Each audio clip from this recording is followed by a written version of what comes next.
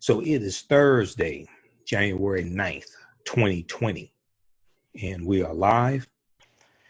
And I wanted to deal with this topic. I ran out of time on my Sunday night show, the January 5th, 2020 edition of the African History Network show on 9:10 a.m. Superstation WFDF, when we broadcast here on Facebook Live also. I touched on this topic a little bit, but there was more information that I had that did not get a chance to get to. So everybody share this broadcast on your Facebook page, invite your friends to tune in, and African-American business owners post the name of your business here on the thread of the broadcast. We'll let you know how you can advertise with the African History Network. So every New Year's Day, and you may have done this past New Year's Day, right? In African-American households, they eat black-eyed peas. And I remember when I was a kid, my mother would cook black-eyed peas for New Year's Day, and it was a tradition. And she said this to bring good luck for the new year, right? So it was something that we did, but I didn't know why we did it, besides my mother singing, oh, we're going to eat black-eyed peas, right? But I didn't know why we did it. But there's a tradition behind this. So I want to talk about this. Why do African Americans eat black-eyed peas on New Year's Day? And then also in doing research on this topic, I came across additional information dealing with American foods that we did not know that were actually African foods, okay? And this deals with understanding the transatlantic slave trade. And during the transatlantic slave trade, it was not just Africans who were brought from Africa, but it was also food brought from Africa to America, which also changes America and changes the palates, changes the taste of white Americans as well. All right. Okay. So how's everybody doing? Share this broadcast on your Facebook page. Then also follow us here on the Facebook fan page, The African History Network, The African History Network. And on our YouTube channel, Michael Imhotep, IMHOTEP. And you can donate to the African History Network as well, paypal.me/the AHN show. And then also on Cash App, $, the AHN show on Cash App. All right. So one of the first articles I saw dealing with this for 2020 was from the Columbus Dispatch, okay, dispatch.com. Black-eyed peas reach deep into African-American tradition. Black-eyed peas reach deep into African-American tradition. And I've been looking at articles from the LA Times, Washington Post, Atlanta Journal-Constitution. There have been a number of articles written about this tradition. Also, blackpast.org has an extensive article dealing with African foods. How do they put it?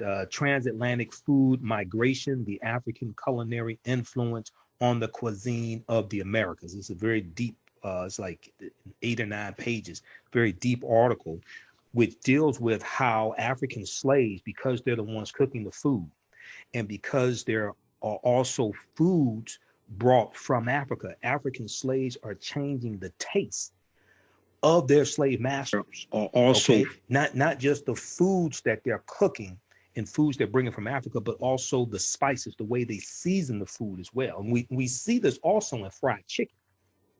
Okay, so there's a deep history behind all of this. All right, so if we look at this article from the Columbus Dispatch, and let me pin this information here also. Okay, if we look at this article from the Columbus Dispatch, it talks about black-eyed peas reach deep into African-American tradition. And one of the things it talks about in the article is the first big meal of the new year with a pot of black-eyed peas at its center is deeply entwined with African-American culture. Now, Jessica B. Harris is a food historian, and she was also cited in an article I read from National Geographic dealing with African foods that we thought were American foods.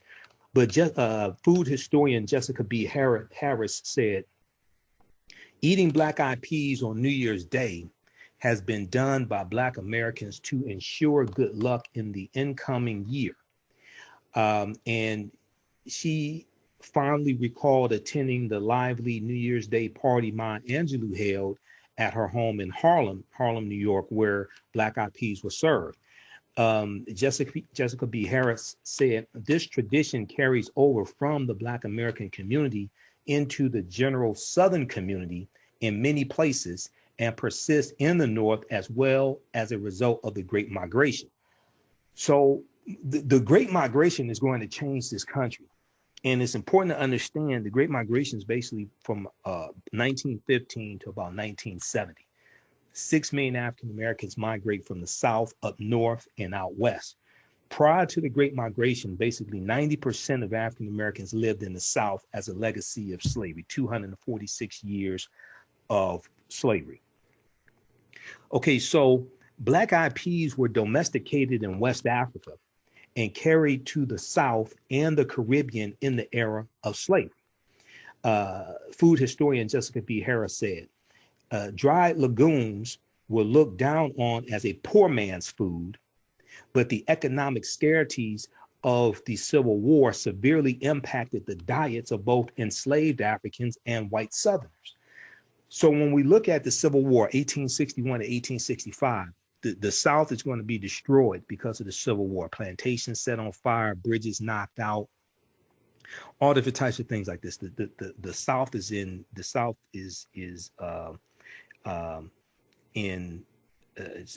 totally was largely destroyed, not totally destroyed, largely destroyed.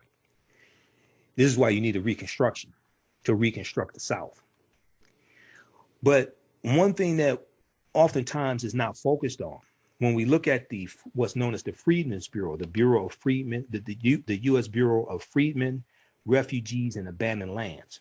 We know they were providing services to the formerly enslaved Africans, the Black freedmen. They were helping them find lost loved ones and put the family back together. They were helping them get married. They were helping them do things like they were helping them put money in banks, all different types of things like this.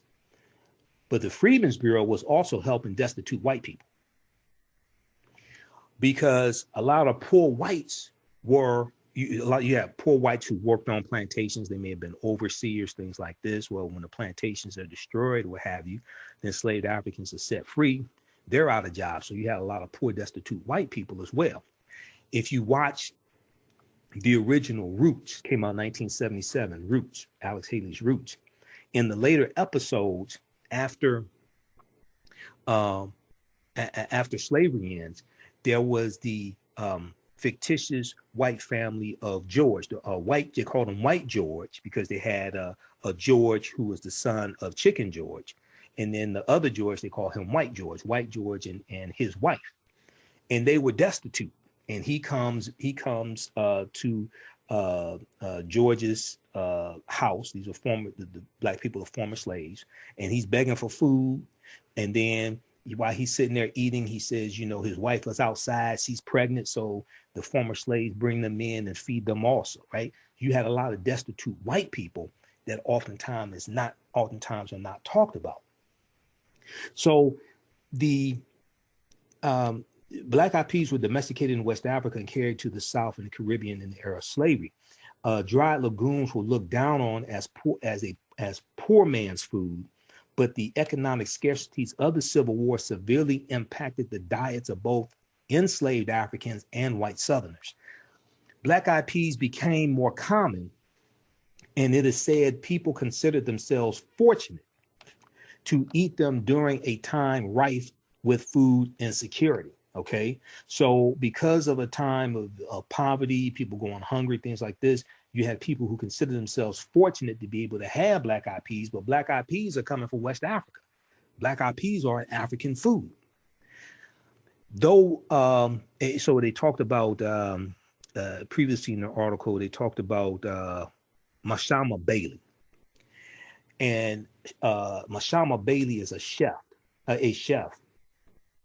And about 10 years ago, Mashama Bailey asked her maternal grandmother, Geneva West of Forsyth, Georgia, to serve black-eyed peas with ham hocks and collard greens on New Year's Eve. Mashama Bailey was returning to New York City, where she lived, and wanted to have that symbolic meal before she left that day. And her grandmother suggested her grandmother suggested her reluctance to serve the dish before New Year's Day, but Geneva West ultimately agreed. Okay, so though Bailey's family uses ham hocks in his black eyed peas, she opts for a vegan approach that produces a clean, pure pea flavor, PEA. It also allows her version to be enjoyed by those who don't eat meat. Okay, so I don't eat meat. So when I cook black eyed peas, I ain't have black eyed peas New Year's Day. I guess I need to have some, right? But I don't put meat in it. Okay, but putting ham hocks in it, that's something I guess that we get from slavery. All right, some of us are vegans or vegetarians and don't mess with meat. So we see this tradition practiced by African Americans across the country, not just in the South, across the country on New Year's Day, and there are variations of it also. So Atlanta Journal-Constitution has an article because some people eat collard greens along with black eyed peas. Also, some people eat cornbread. Okay, and eating peas is eating round food. The different types of peas is associated with coins, which is money. Eating cornbread, corn is yellow, is associated with gold. Okay, so both of these deal with prosperity. So Atlanta Journal-Constitution has an article. This is why we eat black eyed peas on New Year's Day. This is why we eat black eyed peas on New Year's Day, from Stephanie Toone, Toone. This is from December 31st, 2019. And in this article, they talk to they reference researcher John Egerton, who wrote the book Southern Food at Home, on the Road, in History. And the article says a few culinary experts have some clues how this tradition came to be, talking about eating black eyed peas and collard greens, okay, on New Year's Day. And we see this a lot in the South, and as Southerners migrate throughout the United States, they take this with them. And John Egerton said black associated with a, quote, mystical and mythical power to bring good luck, end quote. So when I look at different sources for this, black eyed peas are associated with prosperity and good luck. Now, according to a report by Southern Living, the black eyed peas have that lucky reputation reaching all the way back to 500 AD as a part of the Jewish holiday of Rosh Hashanah, which is the Jewish New Year. Now, in an article from USA Today, Linda Palacio, Pelaccio, who is the host of a culinary radio show called A Taste of the Past, Linda Palacio said that peas and other lentils are associated with the holiday, okay, Rosh Hashanah. Eating them along with collards with their green color represent a financially prosperous new year. Okay, so eating lentils, whether you talk about black eyed peas, other types of lentils, along with collard greens that are green, are associated with a financially prosperous new year. If we look at the article from USA Today, let me pull this up. The article from USA Today that they cite is from December 31st, 2019. It's called Eating for Luck on New Year's: Why Foods from Grapes to Peas Promise Prosperity. Eating for Luck on New Year's: Why Foods from Grapes to Peas Promise Prosperity. Okay, and we'll post I'll post the links to these articles here in the thread of the broadcast when we're done. All right, how's everybody doing? African-American business owners posting, speaking of prosperity, right? African-American business owners, post the name of your business here on the thread of the broadcast. Email us at customerservice@africanhistorynetwork.com, customerservice@africanhistorynetwork.com. We'll let you know how you can advertise with the African History Network. Then also you can donate to the African History Network. That helps us keep doing the research, stay on the air, broadcast our Sunday night show, pay the bills, etc. $ the AHN show through Cash App, or paypal.me/the AHN show through PayPal, or at our website, AfricanHistoryNetwork.com. Click on the yellow donate button. All right, let's continue here. Okay. All right. So when we look at this article here from USA Today, let me flip back over to it. Okay, eating for luck on New Year's, why foods from grapes to peas promise prosperity. They talk about peas and lentils. Round foods resemble coins and money. Okay, Linda Palacio says, eat these symbolic foods, many believe, for a financially successful new year. On the contrary, don't eat the round foods and you could have a year of bad luck, okay? If you eat peas with greens and cornbread, then that's even more auspicious. What with green being the color of money and cornbread calling to mind gold. Black-eyed peas are served with rice in the traditional Southern U.S. dish called Hoppin' John, Hoppin', Hoppin' John, John.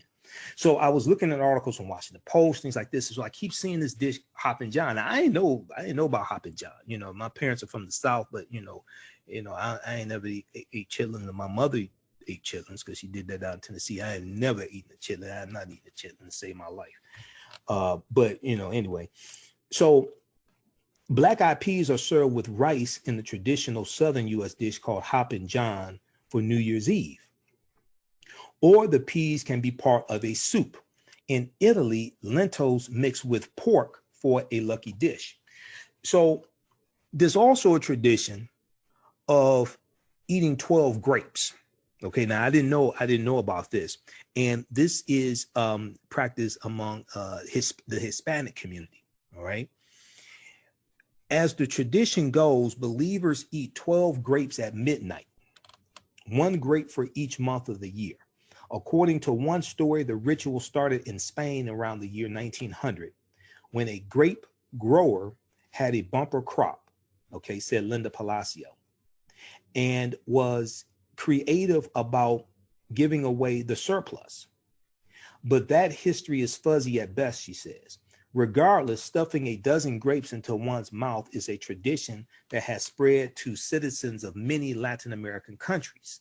Okay, people annually eat the grapes, quote, as fast as physically possible without puking, end quote. All right, so I had never heard of that tradition, but in researching this, there are traditions that different people have, different cultures have in different countries for New Year's Eve, New Year's Day, to bring prosperity and good luck in the new year.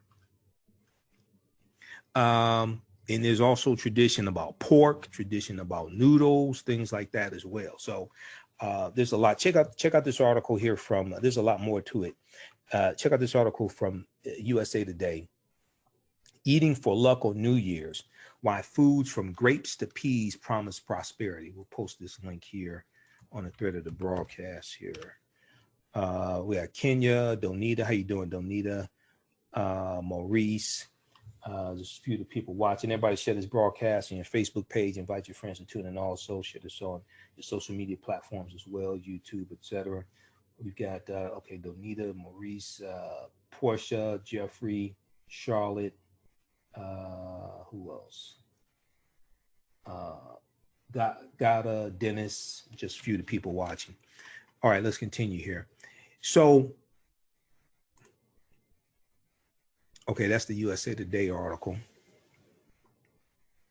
Now, black-eyed peas in the South, we go back to the Atlanta Journal-Constitution article, right?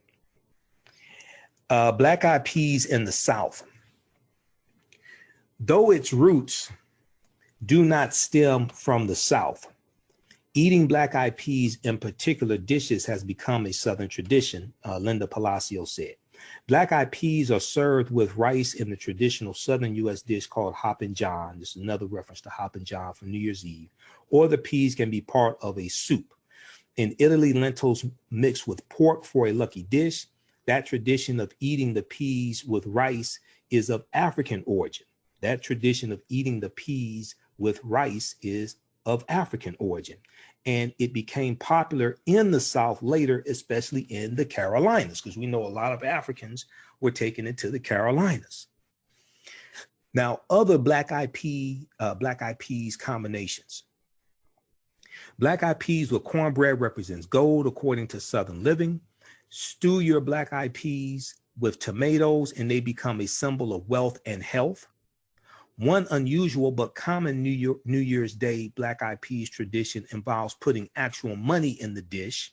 Now, I never heard of that before. You know, I learned some things. I learned some things doing research. Now, I knew about different foods. I knew about some foods that were actually African foods that became American, but I learned some things in doing research on this also.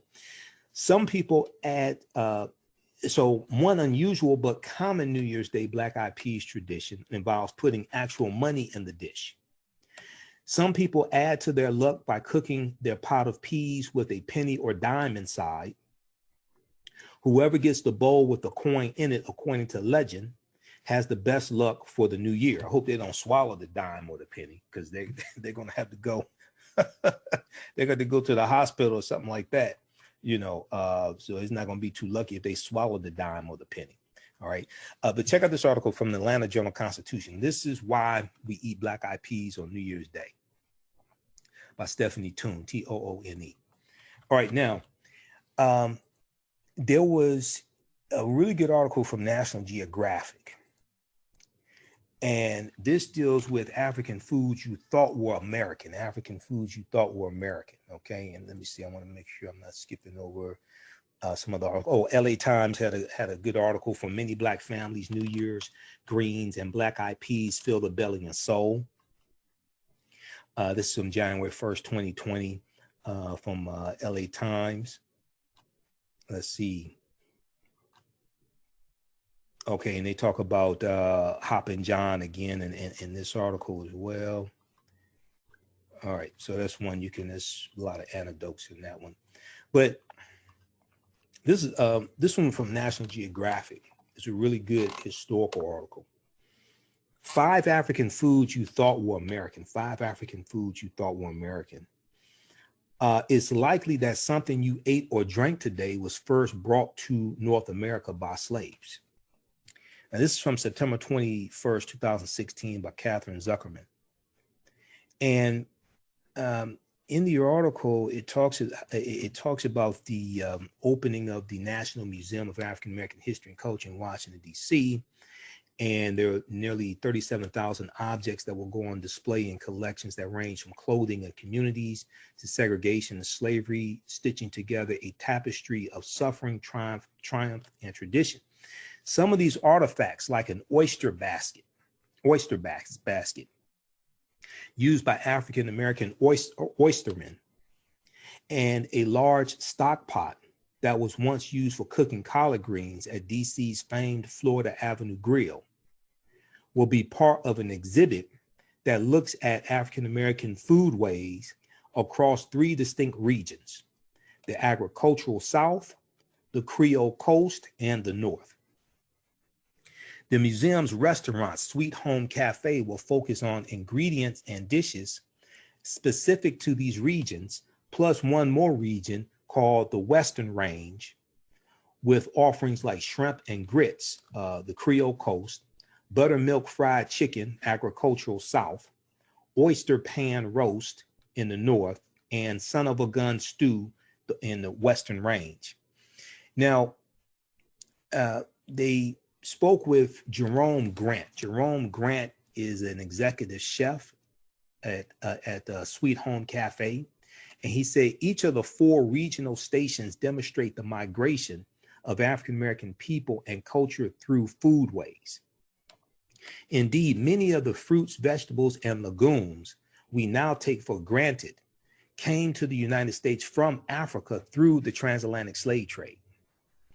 And the different foods, they have a map here. The different foods they refer to are black eyed peas, coffee, cola nuts, okra, watermelons, and they show different coffee trade routes and slave trade routes. So let me see. Let me turn on the screen share, see if I can show you this as well, because oftentimes when we talk about the transatlantic slave trade, and I do an online class dealing with the transatlantic slave trade, Ancient Kemet, the Moors, and the Ma'afa, understanding the transatlantic slave trade, what they didn't teach you in school. a lot of times we talk about we will talk about the human cargo, the African bodies, African people who were taken out of Africa. But we don't talk about the intellectual capital that was taken out, the scholars, the attorneys, the physicians, okay, doctors, scientists, teachers, things like this, right? But there were mathematicians, but there were agriculturalists. There were those who herded animals, those who worked with animals, but there were also farmers. There were agriculturalists. And then the Africans who had expertise in planting crops and cooking food and all different types of things like this. So that intellectual capital was brought to this country. And then you're going to have African foods that are brought here as well, because you have, when you have enslavers on the slave ships, when they're buying Africans or what have you, or trading, however they're doing this, it varies from place to place. They're also getting food as well. They're also getting foods. And then also in the Caribbean, they're going to do the same thing in the Caribbean. And some of those Africans are going from Africa to the Caribbean and then coming here as well. Okay, so if we look at this quickly here, and let's see if we can zoom in.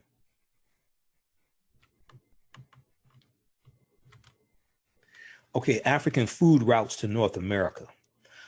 Before they became staples to North America, many African foods made their way over via the transatlantic slave trade between the 16th and 19th century, so the 1500s to 1800s, with coffee taking the most circuitous route, coffee taking the longest route. So it's a little faint.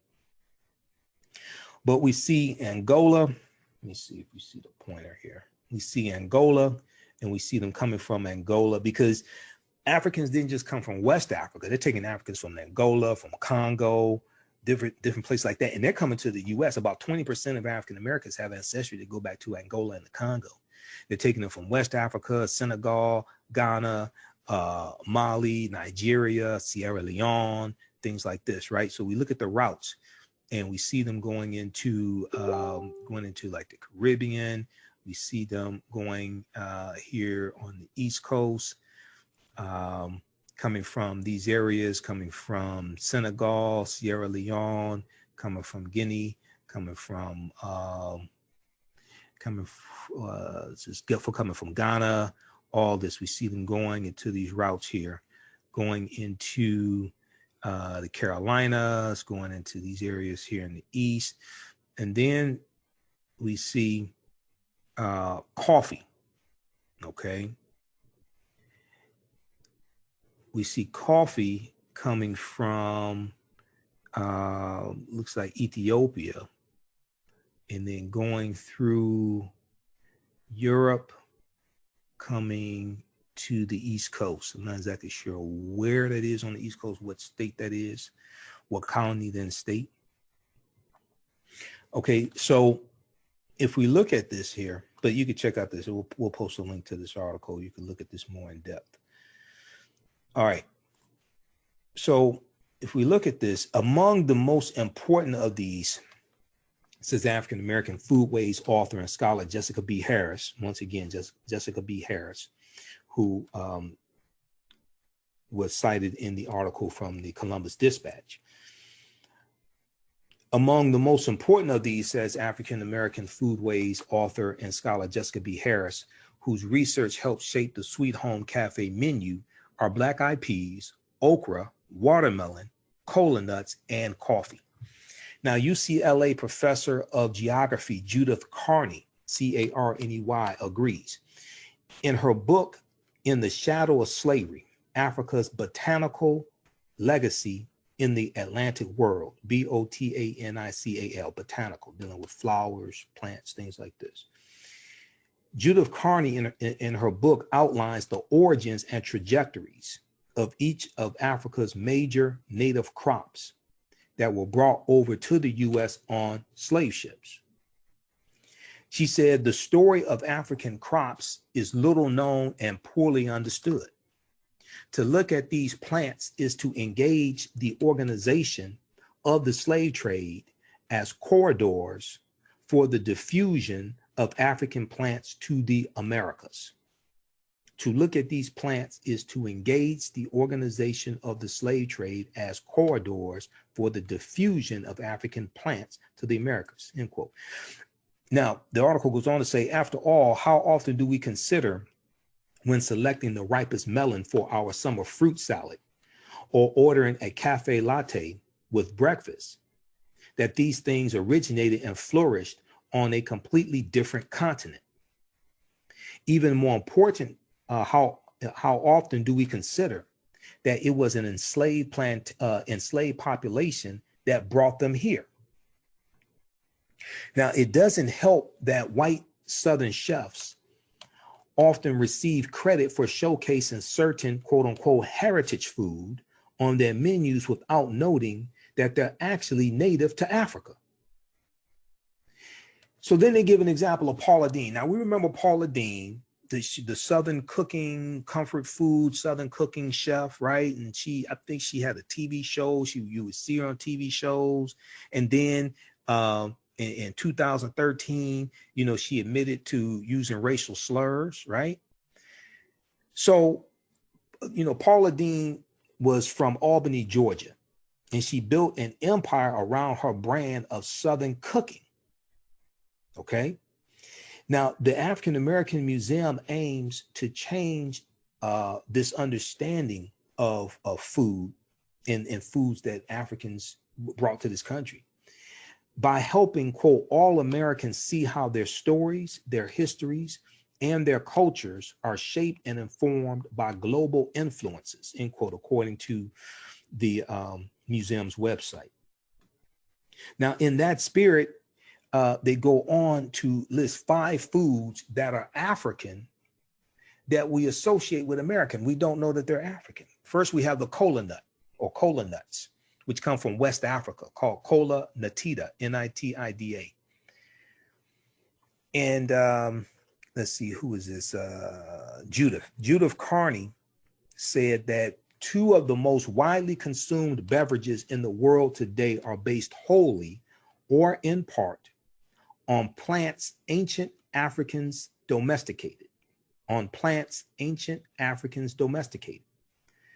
One of these plants is the cola nut, whose level of caffeine considerably exceeds that of coffee. Okay.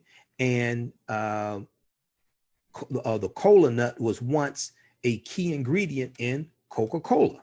All right. This comes from Africa. This comes from West Africa. Enslaved Africans used the cola nuts to freshen the fetid, F-E-T-I-D, water available on the ships on their voyages across the Atlantic, which undoubtedly contributed to the early presence of the cola nut in New World plantation societies, Judith Carney said. Then we have okra. Now, I'm not a big fan of okra because it's slimy. But okra comes from West Africa as well. Okay, hibiscus esculentus, Esculentus. She said, wherever okra points its green tip, Africa has been. Wherever okra points its green tip, Africa has been. This is what Jessica Harris said. And she said, quote, in the South, where enslavement lasted longer and climate made Africans and their descendants most at home, it is revered and treated with respect. It's an ingredient in the Southern succotashes of many states and reigns supreme in many of the gumbos of New Orleans and Southern Louisiana. Southerners just seem to know, or perhaps have learned from African Americans, how to savor the slippery juice that the tender pods exude when they are cut, end quote. Okay, so okra comes from West Africa. I'm not a fan of okra. You can have my serving of okra. Then we have watermelon. Okay, now I like watermelon. Watermelon comes from Africa. The region is unknown. And I've seen some different articles talking about the origins of watermelon as well. The ancestor of the watermelon we know today first grew in Africa, but its prototype was originally a bitter melon that was grown on arid savannas for its edible seeds and as a storable form of moisture.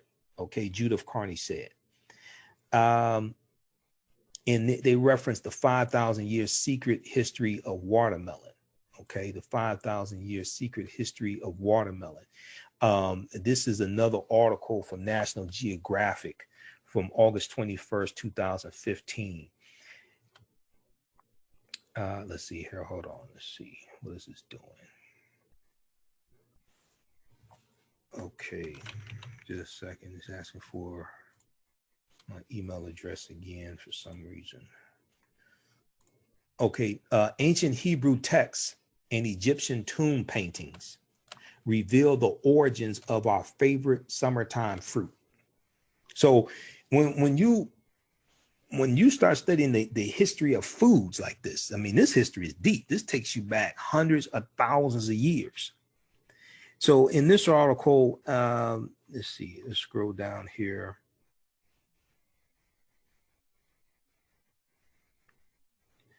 All right, so they talk about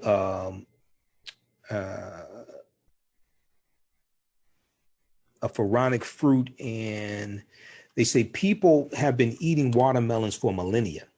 We know this because archaeologists found watermelon seeds along with the remnants of other fruits at a 5,000-year-old settlement in Libya.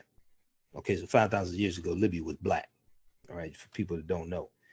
Seeds as well as paintings of watermelons also have been discovered in Egyptian tombs built more than 4,000 years ago, including King Tut's. Okay, one tomb painting in particular stands out. The watermelon depicted in the image is not round like the wild fruit. Instead, it has the now familiar oblong shape, suggesting that it was a cultivated variety. A fair question to ask is why the Egyptians, or the Kemet, or the Kemites, or the Kemet too, because Kemet, K-E-M-E-T, is one of the original names for what we call Egypt. Kemet meaning the land of the blacks. A fair question to ask is why the Egyptians began cultivating wild watermelons in the first place. The fruit was hard and unappetizing, tasting either bitter or bland. Yet somebody at some point said, hey, let's grow more of these. The answer is in the fruit's name, water. Unlike other fruits, watermelons could remain edible for weeks or even months if kept in a cool, shaded area. A National Geographic correspondent visiting Sudan in 1924 saw watermelons being collected and stored this way during the dry season, when they would be periodically pummeled to extract their water. Okay, and then they cite who is this? Paris, last name Paris, Harry Paris. Okay, Harry Paris is a horticulturalist at the agricultural research organization in Israel.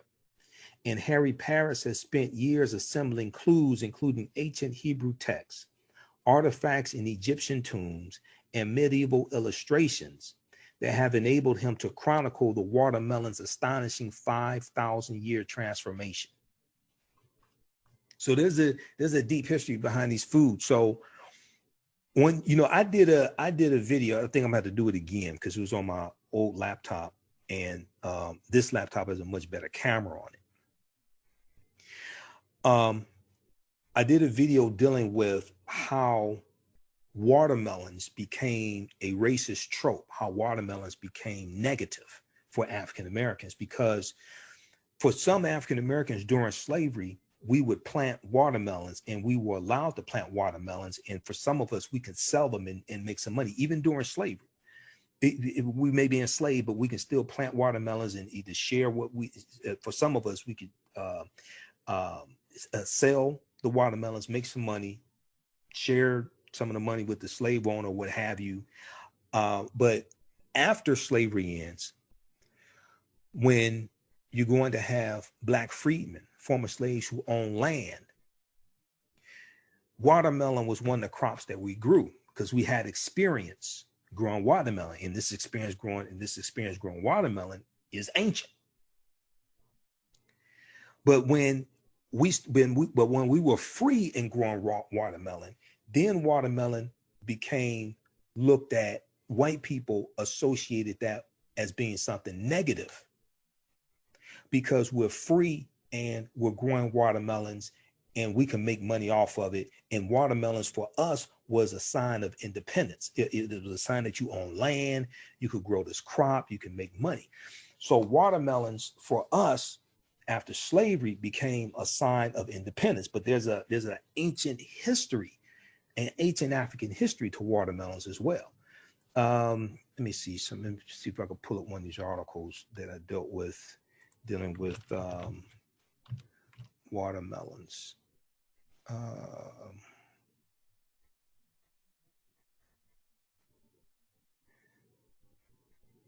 Yeah, the Atlantic.com has a good article, How Watermelons Became a Racist Trope. There's a number of articles I read dealing with this, but the Atlantic.com has one. How watermelons became a racist trope. Yeah, and so 1916, you have the singer Harry C. Brown. 1916, he records a song for Columbia Records called "N-Word Love a Watermelon, Ha Ha Ha." That was the name of the song. Because what we're going to see is in the early 1900s, we're going to see these caricatures of African Americans eating watermelon, and it being something negative. We also see this depicted in the 1915 movie, The Birth of a Nation by D.W. Griffith, which all the negative racist stereotypes of African Americans were depicted in this movie, and they showed them eating watermelon, things like this, right? So there's a whole history of how this 5,000-year-old African fruit that African people had been eating for 5,000 years, how this gets transformed into something negative and racist and part of minstrel shows, things like this, right? But Harry C. Brown writes, he sings this song and it's a big hit. 1916. This is during the beginning of the Great Migration.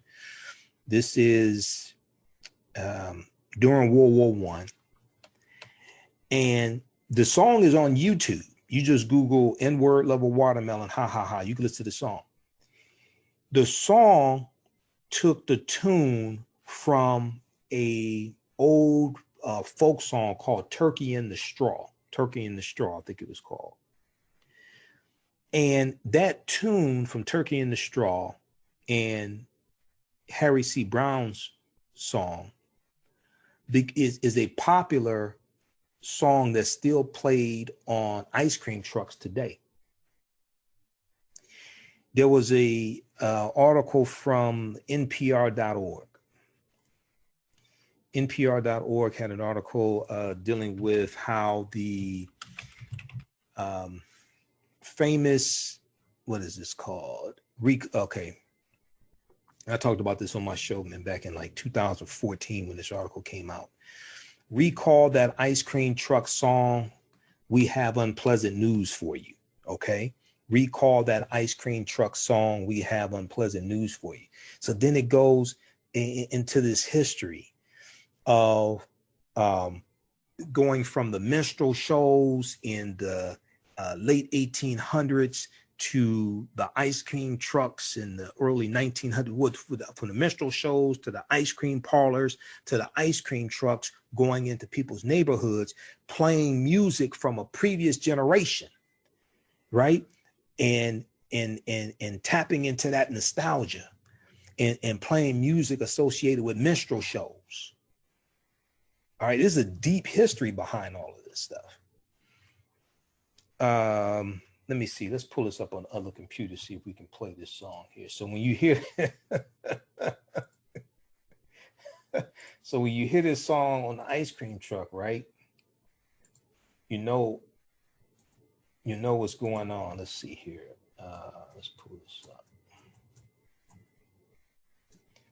But also if you go on YouTube, and because like in a couple of my lectures, I played some of this song, N-word lover watermelon, ha ha ha. And you have to understand this stuff was commonplace, like early 1900s, things like this. Now we do it to ourselves, and we get Grammy awards for doing that. You know, imagine that. We get NAACP awards, and got the N-word all in our music. But we used to against stuff like this. We used to have enough sense to protest against things like this. Now we become complicit in our own dehumanization. Let me see something here. They said, okay.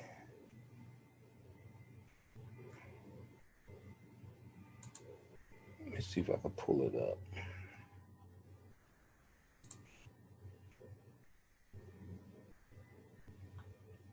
Now this is Turkey in the Straw. I just want you to hear the melody.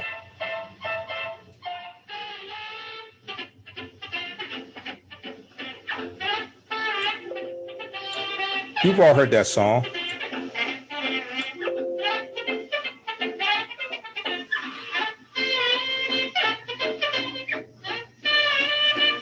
So we've all heard that song on the ice cream truck.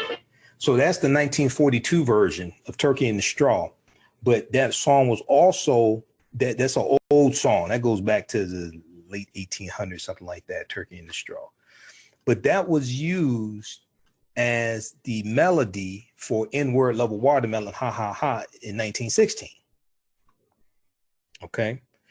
So, and that song is still played by, this song is still played by ice cream trucks today. All right, so and this ties into the history of the minstrel shows in this country. All right, so you know what you do for yourself, what you do to yourself, and what you allow other people to do to you and get away with is based upon what you think about yourself. What you think about yourself is based upon what you've been taught about yourself. What you've been taught about yourself is based upon everything you've read, heard, and seen about yourself. All right. So when you start studying this history, you start studying the history of the minstrel shows going back to slavery, going back to 1828, about 1828, 1829, T.D. Rice, Thomas Dartmouth Rice creating the Jim Crow character.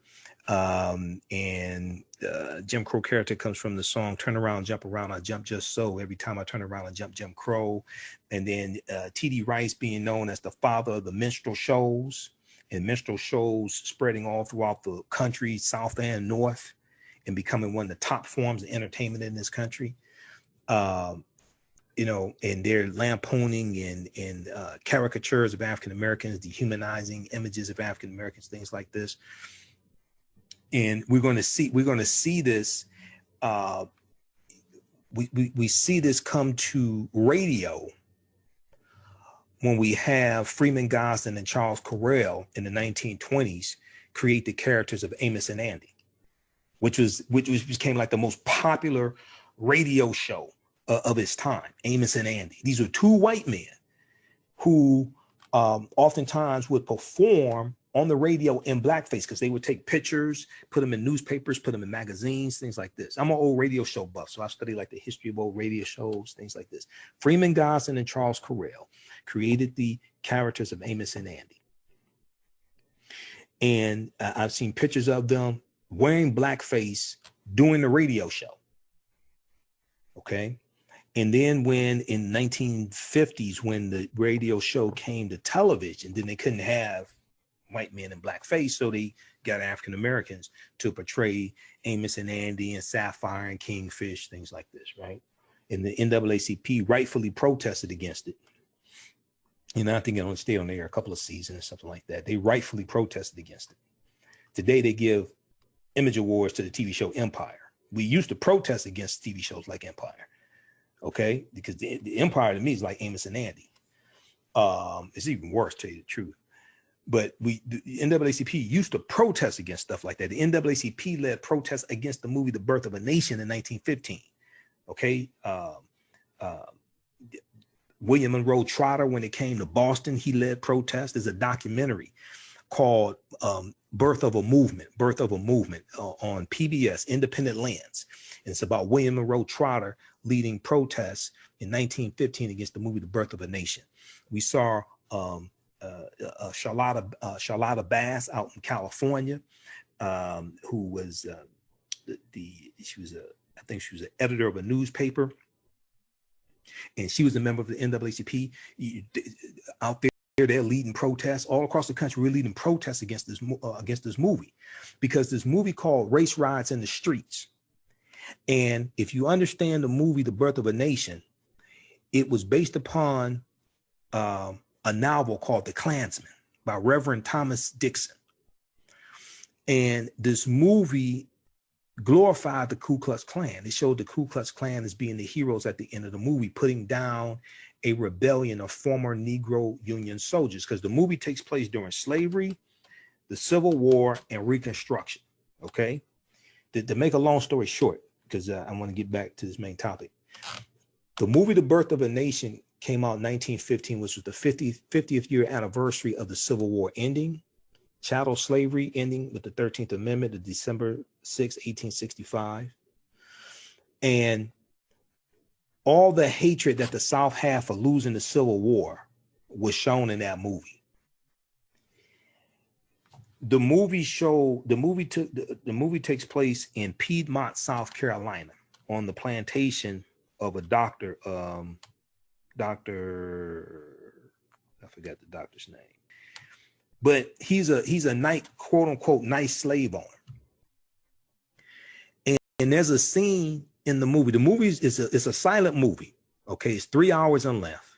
It costs $100,000 to make the movie. Most expensive movie at the time, longest movie at the time. It's on YouTube. You can watch the entire movie. They have captions. Okay, so be prepared. It's a silent movie directed by D.W. Griffith. But the movie was he used filmmaking techniques and shots and things like this that had never been seen before. All right. The movie made the case really to bring slavery back, because this goes the case that the South was making to maintain slavery, that slavery was a system that benefited everybody. They made the case that enslaved Africans were too ignorant to take care of themselves. If you had a benevolent or nice slave master, then the enslaved Africans would become almost part of the family, and he would take care of them and provide food and clothing and shelter for them. Okay. There's a scene where they show the slaves on the plantation singing and dancing and entertaining the doctor and his family. They're sitting on the doctor and his family sitting on the porch, and the little slave children and enslaved Africans are dancing and singing, entertaining them, right? This is the case that the South was making. The South was making that the case that the system of slavery had a system of checks and balances. If you turn the Africans free, they will not be able to take care of themselves. They're going to be wild. And you're going to have black men trying to rape white women. That's depicted in the film. Okay. Now, most of the characters who were supposed to be African Americans in the movie were white people in blackface. And there's a scene where they have quote unquote the big black brute trying to rape a white virgin. This movie calls Race Riots in the Streets. This movie rejuvenated the Ku Klux Klan in this country, because if you know anything about the Ku Klux Klan had largely died out by 1815. The Klan was severely hurt by the 1871 Ku Klux Klan Act of 1871. But by 1915, this is 50. So the Klan is founded December 24th, 1865 in Pulaski, Tennessee. Okay, it's founded about a week after the 13th Amendment is ratified, December 18th, 1865. So the Klan is large, they still exist, but they're weak. They've largely died out by 1915. A lot of the early Klan members are dead. This movie rejuvenated the Ku Klux Klan. And the Klan becomes very powerful again in the 1920s.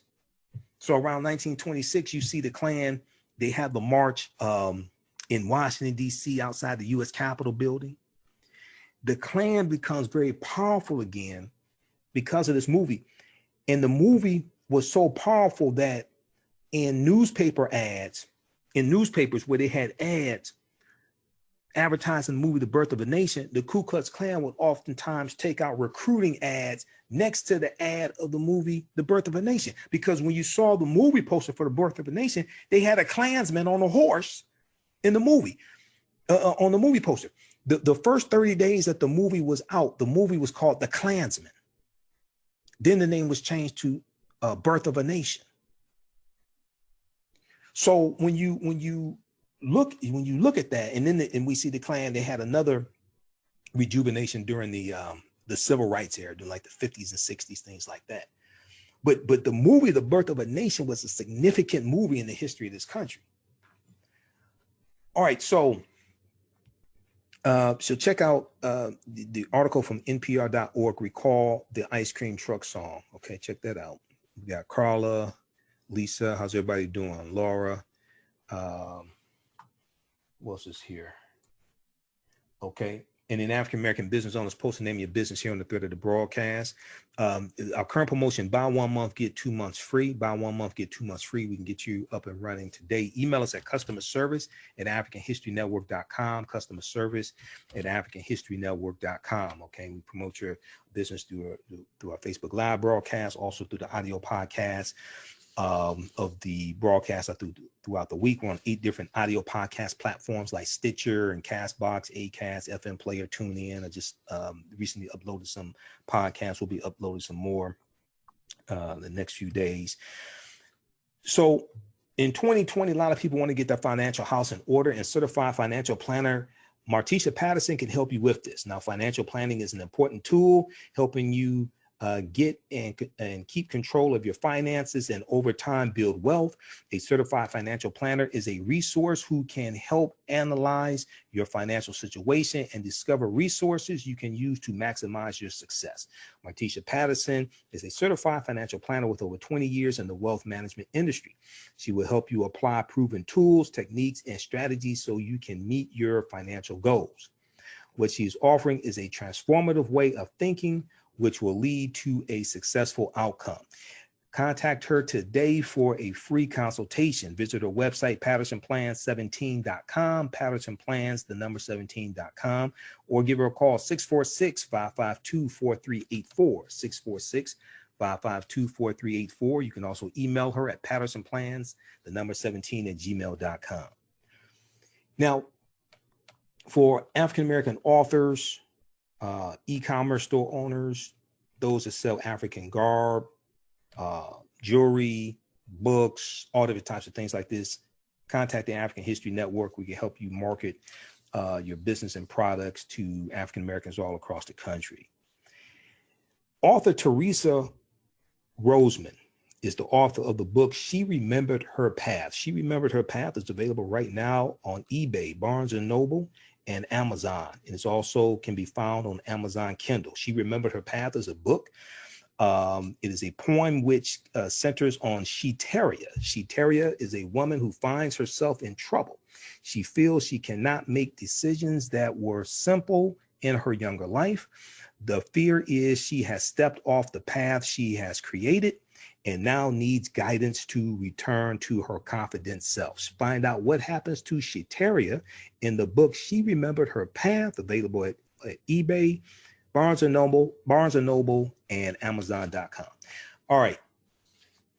So let's go back to the article here. 5 African foods you thought were American. 5 African foods you thought were American. All right.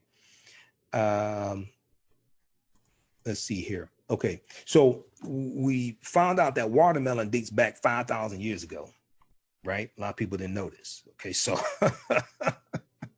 there's a reason why African Americans like watermelon. Okay. It's an ancient African food. Okay.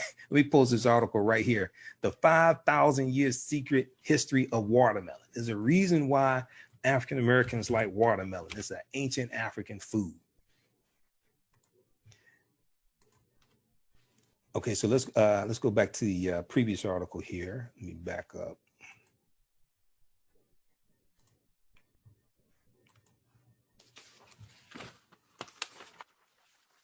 All right, so we've talked about cola nuts, we talked about okra, and then a watermelon also.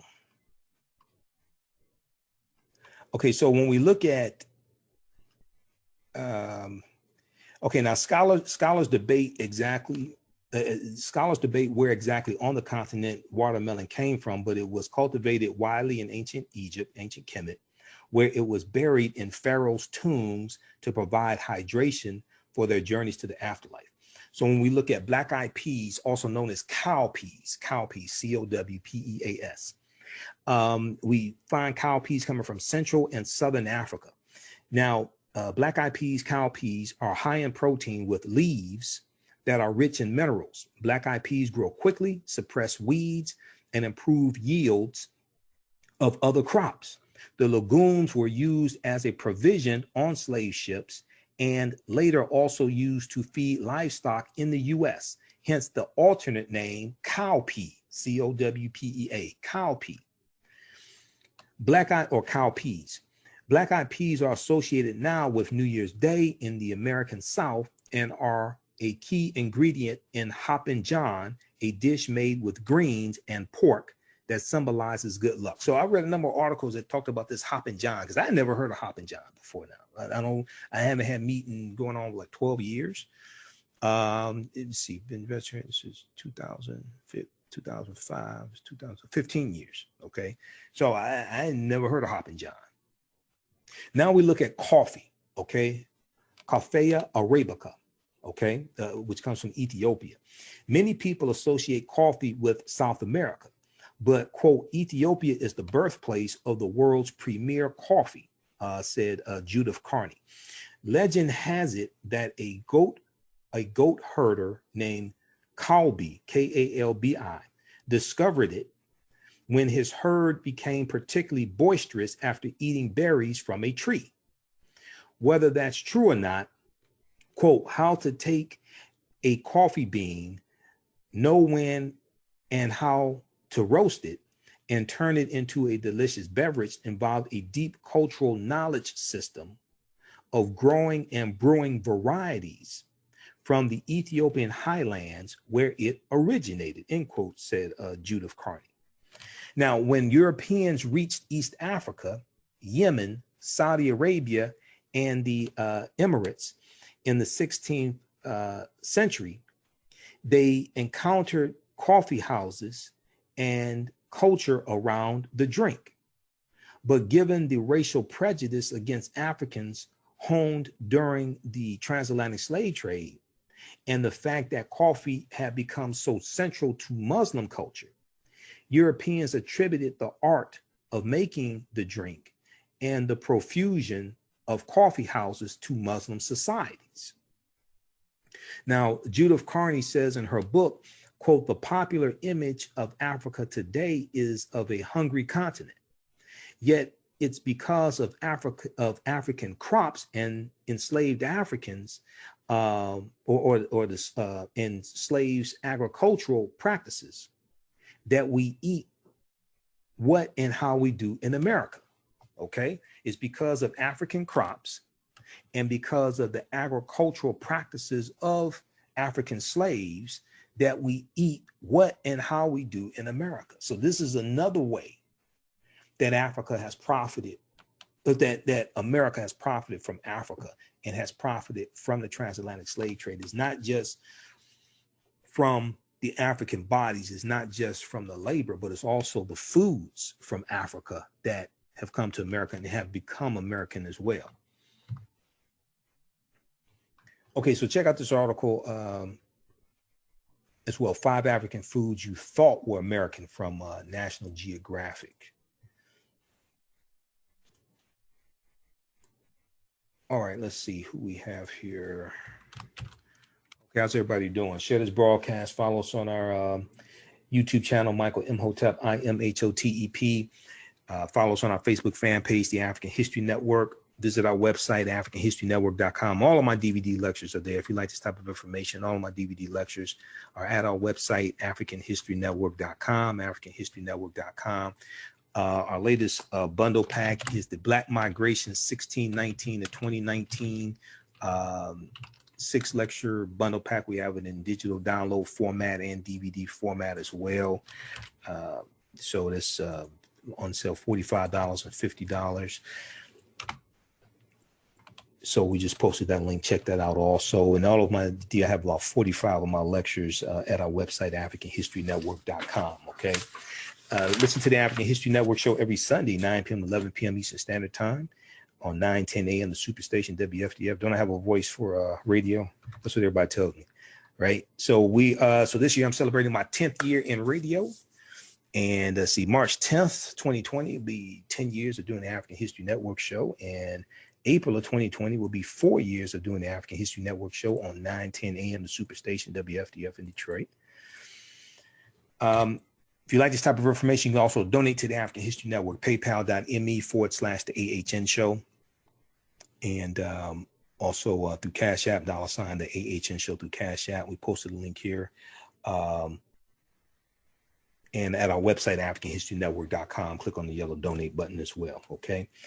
All right. So all of our shows are podcasted. Let's see, our January 5th, 2020 show is in audio podcast format also. So when you go to AfricanHistoryNetwork.com, click on the link, listen to podcasts. We're on 8 different podcast platforms, wherever you get your podcast from, whether it's Castbox, iTunes, Stitcher, FM player, TuneIn, radio. Just search for the African History Network show, the African History Network show. And when you go to Blog Talk, if you go to our website, click on the link, listen to podcasts, it takes you to our Blog Talk Radio page, blogtalkradio.com/the African History Network show. We have about 1,000 audio podcasts there going back to 2010. Okay, so I've been doing this for a minute. All right, let's see. Let's look at some more comments here before we get out of here. Let's see. We got Audrey. Okay, how you doing, Audrey? Thanks for the enlightenment. We've got Laura. Okay, so it's very educational and enlightening. All right, good. This is a lot of work. Okay, we got Carla, Lisa, Nathaniel. And I'm going to have to do a separate broadcast, really dealing with the history of watermelon. Okay, dealing with the history of watermelon and how watermelon became negative, how watermelon became a racist trope for African Americans. This is a deep history because we grew watermelons on our own land that we owned after slavery and became a sense of independence for us as well. Okay, but that's another presentation. All right, and okay, Sherwin. Let's see here. All right. Okay. So yeah, listen to the African History Network show every Sunday, 9 p.m. to 11 p.m. Eastern Standard Time. And if you want me to do a presentation for your group or organization, email me at customerservice@AfricanHistoryNetwork.com. Customerservice@AfricanHistoryNetwork.com. Okay, whether it's for Dr. King Day, whether it's for February African American History Month, we know that's coming up. Email me at customerservice@AfricanHistoryNetwork.com, and we can make that happen. All right. Now, in 2020, a lot of people want to get their credit straight, and RRR Credit Services and Chandra Middleton can help you with this. Are you tired of having poor credit? Are you tired of paying those high double-digit interest rates?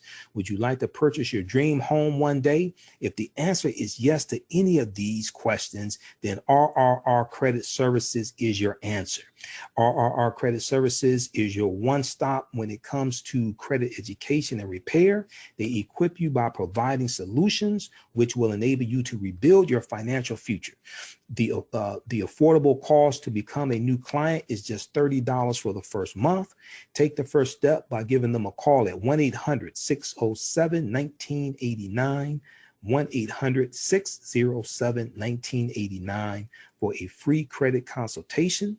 Don't delay and begin your RRR Score program today. You can also visit their website, rrrcreditservices.com, and it'll be either Chandra Net or one of her staff that will help you with this, and let them know you found out about this from the African History Network. All right, guys, look, hey, we have to get out of here. Remember at the African History Network, we focus on educating, empowering, and inspiring people of African descent throughout the diaspora and around the world, because right now it's corrects wrong behavior. What you do for yourself, what you do to yourself, and what you allow other people to do to you and get away with is based upon what you think about yourself. What you think about yourself is based upon what you have been taught about yourself. Remember, right now it's corrects wrong behavior. It's not over till we win. Wakanda forever. We'll talk to you next time. Peace.